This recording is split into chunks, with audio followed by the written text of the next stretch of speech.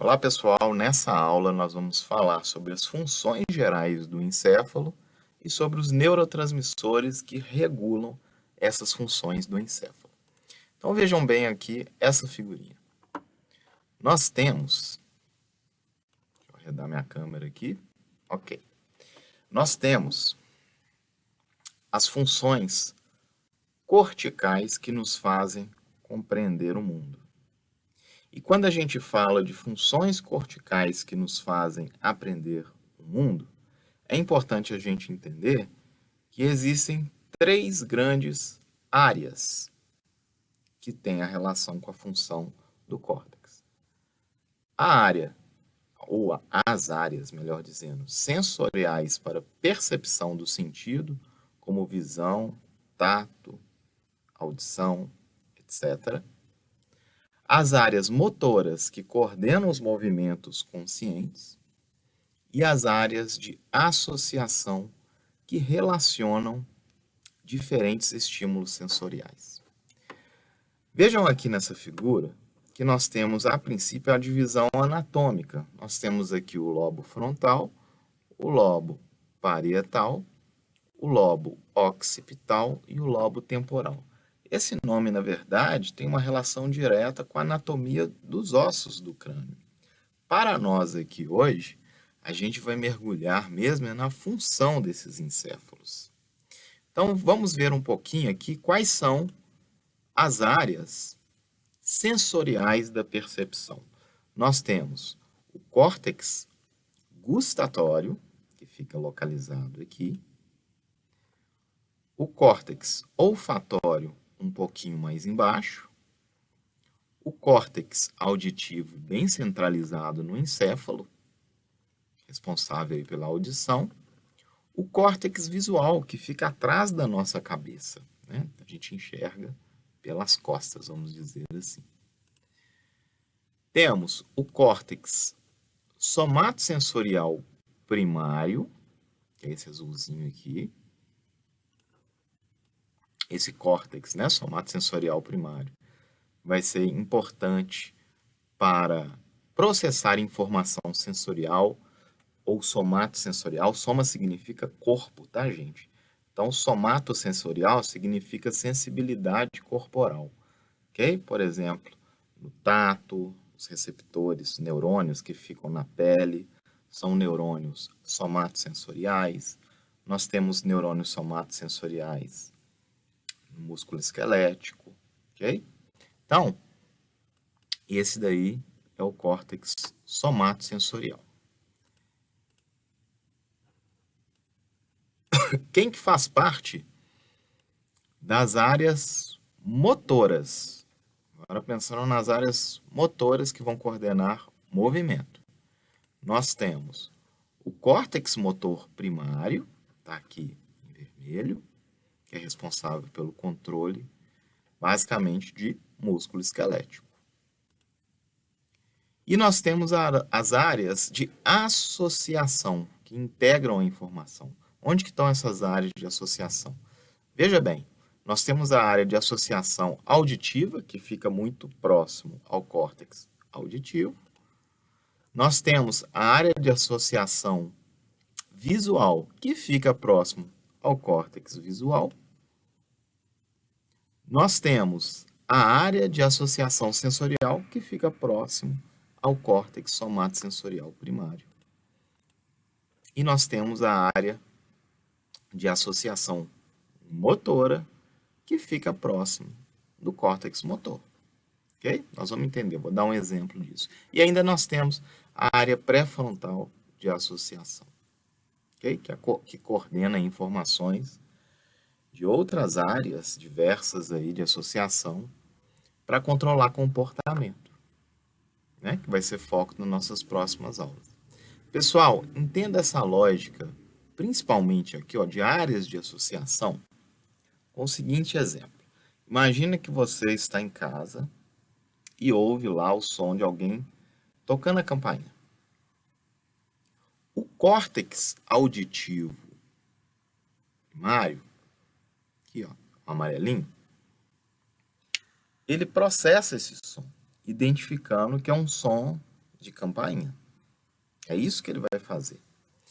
Entra agora na jogada a área de associação auditiva. O que que essa área de associação ela faz? Ela associa o som da campainha com memórias anteriores desse som de campainha na sua porta. Você pode reconhecer, por exemplo, que esse som é semelhante ao som que você ouviu quando uma pessoa querida foi te visitar na sua casa. Mas você pode associar também essa campainha com o agiota que veio semana passada te cobrar uma dívida. Ok? Muito bem. A área de associação visual e sensorial também, tá? Aqui em cima, o que elas fazem? Ela te ajuda, basicamente, a lembrar onde que está a porta. Então, o córtex visual vê a porta, mas quem faz a associação de localização espacial e visual é o córtex sensorial e, a área de associação sensorial e a área de associação visual. Você lembra onde está a sua porta, ok? A área de associação pré-frontal vai ter um papel decisivo agora. Por quê?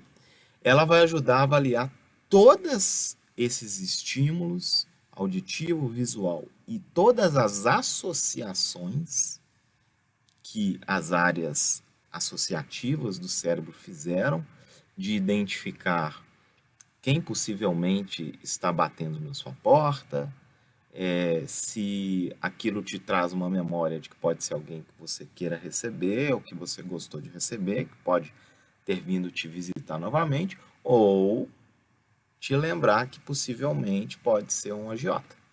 Ok? O que esse córtex, o que essa área de associação pré-frontal faz? Ela ajuda a avaliar se vale a pena ou não o comportamento de ir abrir a porta. Ou seja, o córtex, a área pré-frontal de associação, ela puxa literalmente de centros da sua memória, nós vamos falar sobre memória, a informação, por exemplo, que você está devendo um agiota e ele pode ter vindo te cobrar. Ou que você conheceu uma pessoa muito legal na semana passada que ela pode estar vindo te visitar. E aí, esse córtex associativo, ele vai fazer uma avaliação do risco e benefício de você ir até a porta e abri-la.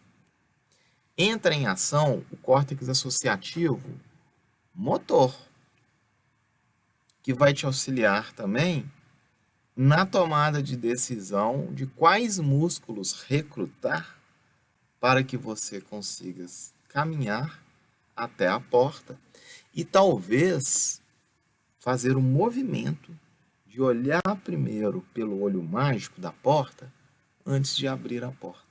E aí você toma seu córtex, e mais especificamente a área frontal de associação, é ela que vai gerar a decisão comportamental de abrir ou não a porta. Então percebam que essas áreas, elas funcionam todas integradas, o tempo todo.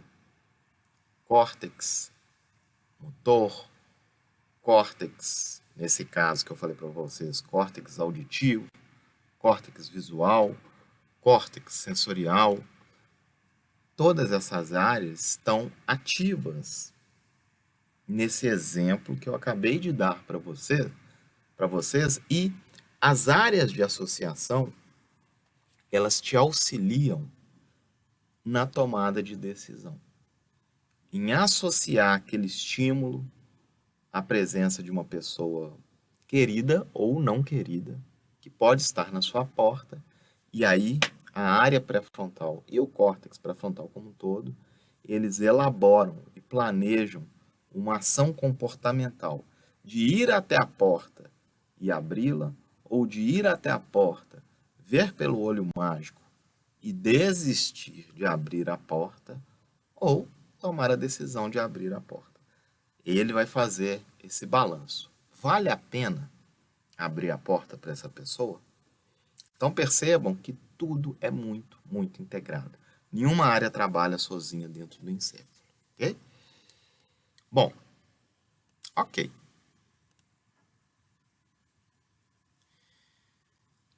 Só mais um detalhe, né? Tem uma área que tem sido muito investigada nos últimos anos, que a gente chama de insula, ok? Ela fica aqui nessa região e ela tem funções importantes cognitivas, emocionais e sensoriais, mas ainda é uma área que está em plena pesquisa sobre suas funções, porque as funções dela parecem ser, da insula, parecem ser muito abrangentes, ok? Então essa área é uma área que foi descoberta, né, por último, vamos dizer assim, dentre todas essas áreas aí que eu acabei de comentar com você, tá? Mas esse papel da insula ainda é ativamente pesquisado pela ciência, ok? Bom, falei para vocês que essas são as funções, mas como é que funciona? Quando eu falo de função do encéfalo, eu obrigatoriamente estou falando de neurotransmissores. Vocês estão vendo essa imagem aí de setas vermelhas e verde, que parece mais uma caça, né? De, entre do gato ao rato, né? Onde um vai praticamente em quase todos os outros lugares, o outro vai também. O que é isso, pessoal? O que essa figura ela está mostrando? Ela está mostrando os neurotransmissores, ou seja, quem atua na transmissão da informação dentro do encéfalo são os neurotransmissores. Todos os neurônios e esses neurotransmissores, que são substâncias químicas de sinalização, eles se originam nessa área aqui, na ponte, que a gente dá o nome de formação reticular, que é aqui no tronco encefálico. E observa que esses neurônios e os neurotransmissores que vão sinalizar para todo o encéfalo, eles se dirigem para todo o encéfalo praticamente, ok? Então, normalmente, em algumas áreas você tem a presença de um tipo de neurotransmissor em relação a outro, mas basicamente os neurotransmissores atuam como um todo no encéfalo. Quem são esses neurotransmissores? Quem são essas substâncias químicas de sinalização dentro do encéfalo? Nós temos dois principais neurotransmissores: o glutamato, que é o verde, e é uma substância química que ela é excitatória no encéfalo. Ela aumenta a velocidade e a intensidade da informação. Por outro lado, em vermelho, nós temos um neurotransmissor que a gente dá o nome de GABA. E diferente do glutamato, o GABA ele é um neurotransmissor inibitório. Ele diminui a atividade dos neurônios como um todo. Temos também outros neurotransmissores que nós vamos falar agora, que é alvo de vários fármacos para tratar diversas neurodivergências. Ok? Só que esses outros neurotransmissores, o que eles fazem? Eles apenas modulam, aumentam ou diminuem a intensidade da ação do glutamato e do GABA. Pessoal, quando eu falo apenas modula, aumenta ou diminui a intensidade, não entendam esse apenas como uma função desprezível. Pelo contrário, na verdade, é o que se busca para modular comportamento. Muitas vezes é mexer com esses neurotransmissores modulatórios. Eu vou dar um nome já já. Quem são esses neurotransmissores modulatórios? Que possivelmente vocês já ouviram falar. Então, só para deixar bem claro, Glutamato e GABA são os neurotransmissores excitatório e inibitório, respectivamente, e eles são os principais ali que atuam no encéfalo. Porém, nós temos os neurotransmissores que modulam a atividade do encéfalo, modulam a atividade excitatória e inibitória que glutamato e GABA exercem sobre o encéfalo. É como se fosse, imagine um rádio, e esse rádio ele tem 4 botões. Os 2 primeiros botões, você aumenta ou diminui bruscamente o volume. Os outros 2 botões, eles são de ajuste fino do volume. Então imagine que você aumente muito o volume do rádio, e aí você pode, através desse botão modulador, ajustar um pouquinho ali o volume para menos, para mais nesse caso, ou para menos, se for no caso da modulação, se for no caso da modulação da neurotransmissão inibitória do GABA. Entenda esse exemplo. Esses botões de ajustes, eles vão apenas dar o retoque final de aumentar ou diminuir um pouco o volume, dependendo do que o encéfalo precisar, ou dependendo do que principalmente o córtex pré-frontal entender que é necessário para gerar um comportamento. Gente, é isso que vai distinguir uma pessoa neurotípica de uma pessoa neuroatípica ou neurodivergente. Entende? É essa modulação. Essa modulação um pouco para mais de, por exemplo, neurônios excitatórios que estão envolvidos com comportamento ansioso, ok? Neurônios que estão envolvidos com comportamento de atenção, com comportamento de sono, ok? Com comportamento de depressão. Então, nós vamos entender isso tudo nas próximas aulas, ok? Então, basicamente, essa é a informação. Bom, lembrando aqui, né? Deixa eu tirar minha câmera aqui. Aí é uma curiosidade, na verdade, né? O eletroencefalograma, ele registra a atividade cerebral e a cessação desses neurônios, da atividade desses neurônios lá do tronco encefálico, ou seja, lá da formação reticular que fica no tronco encefálico, é ela que dá o critério clínico que a pessoa morreu. Okay? Parou a atividade do tronco cerebral, parou a atividade vital que te mantém vivo. Okay? É isso que dá o diagnóstico clínico, legal, da morte. Okay? Só uma curiosidade aí.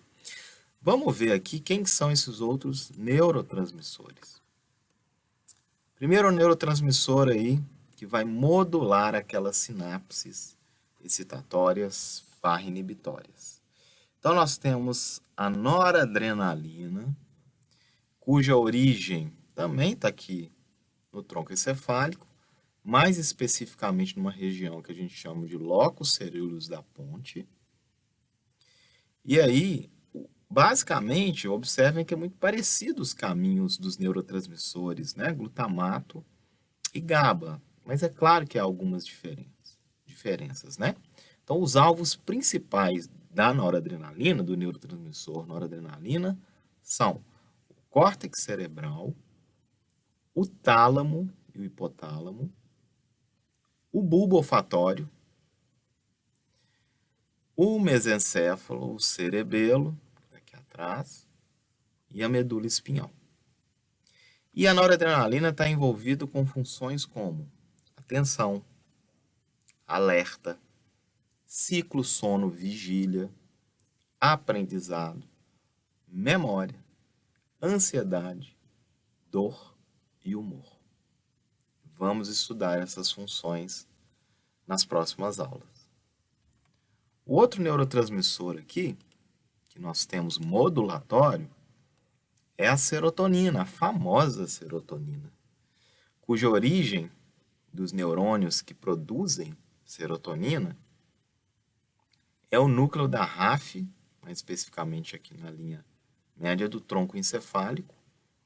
E esses neurônios que vão liberar serotonina, esses neurônios têm como alvo as áreas dos núcleos inferiores, né, que projetam-se aqui para a medula espinhal, e núcleos superiores também, projetando para a maior parte aqui de todo o encéfalo, ok? As funções da serotonina. Os núcleos inferiores têm uma relação com função relacionada à percepção de dor, à locomoção. E os núcleos superiores está relacionado com ciclo sono-vigília, comportamento emocional e humor e comportamento de agressão e depressão.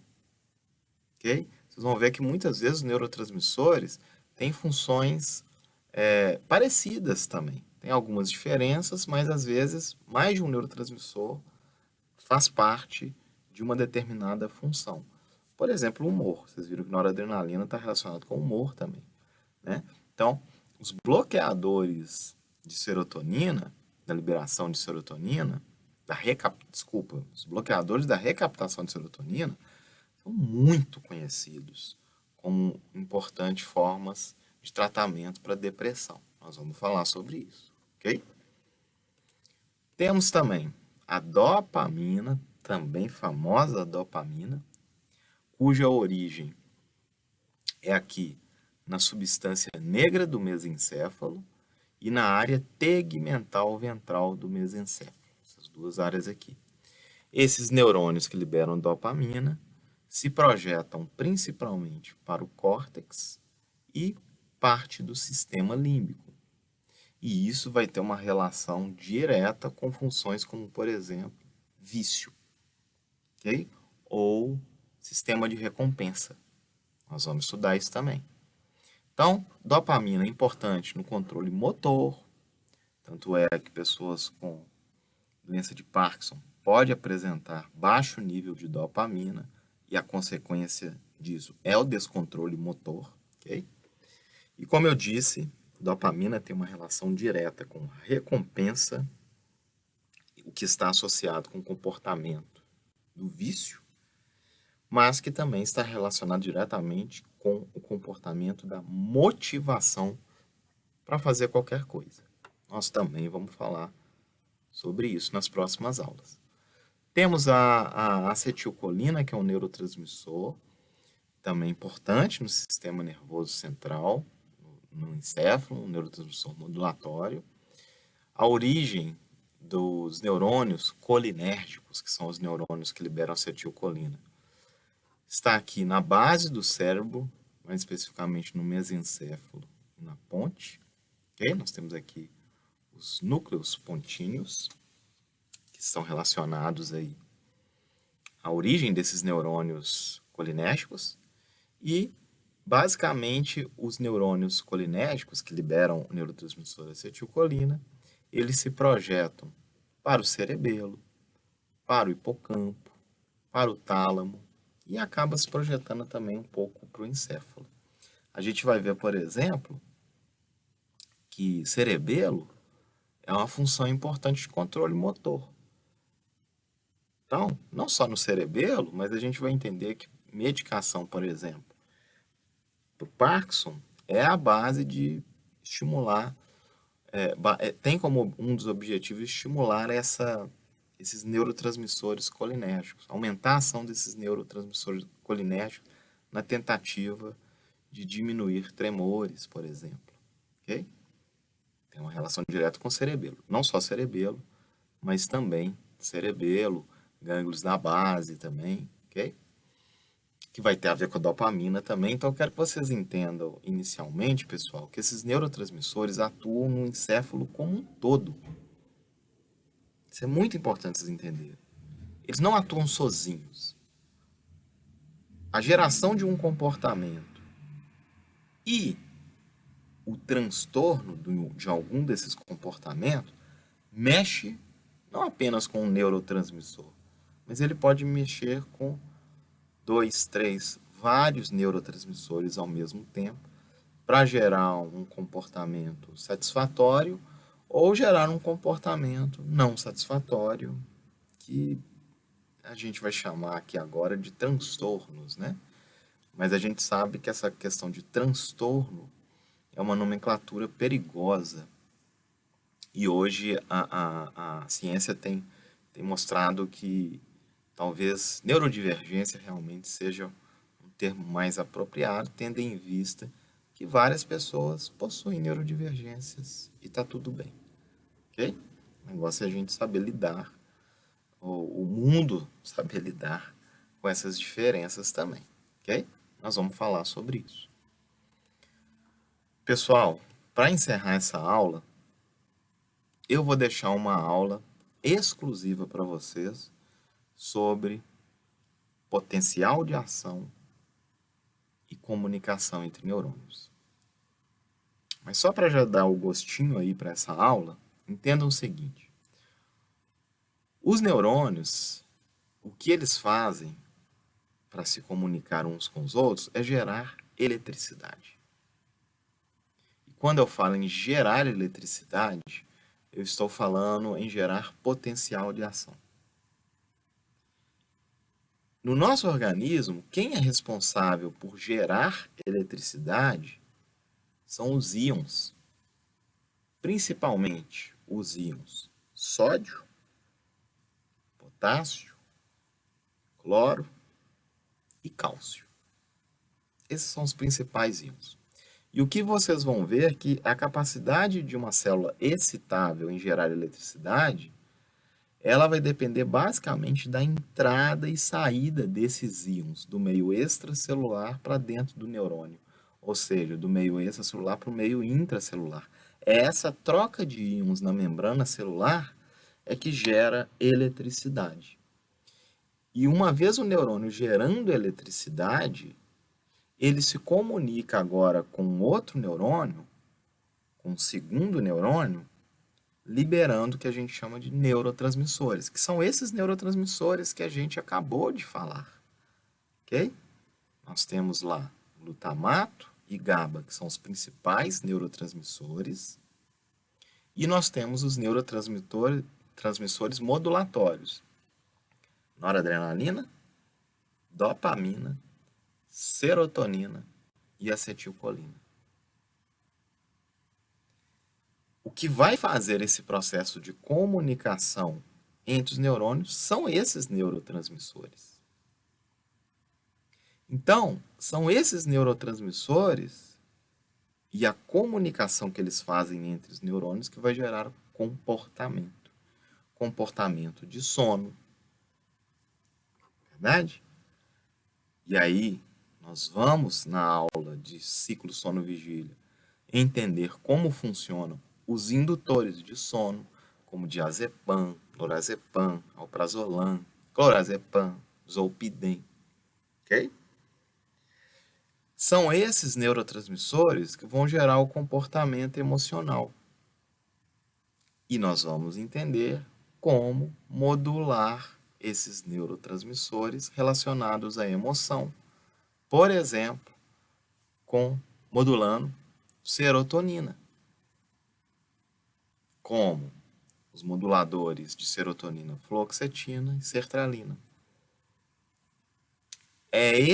São esses, né, neurotransmissores vão gerar o comportamento de motivação.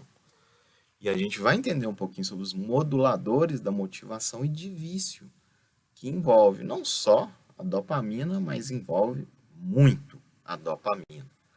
Medicamentos como bupropiona, para tentar se livrar de vício de cigarro, e naltrexona para se livrar do vício do álcool, modulam o neurotransmissor dopamina. Nós vamos entender que a memória ela é modulada muito fortemente pela acetilcolina. Por isso, a acetilcolina, o neurotransmissor acetilcolina, é alvo de pesquisa de fármacos para tratar, por exemplo, o Alzheimer. Ok? Comportamento de atenção.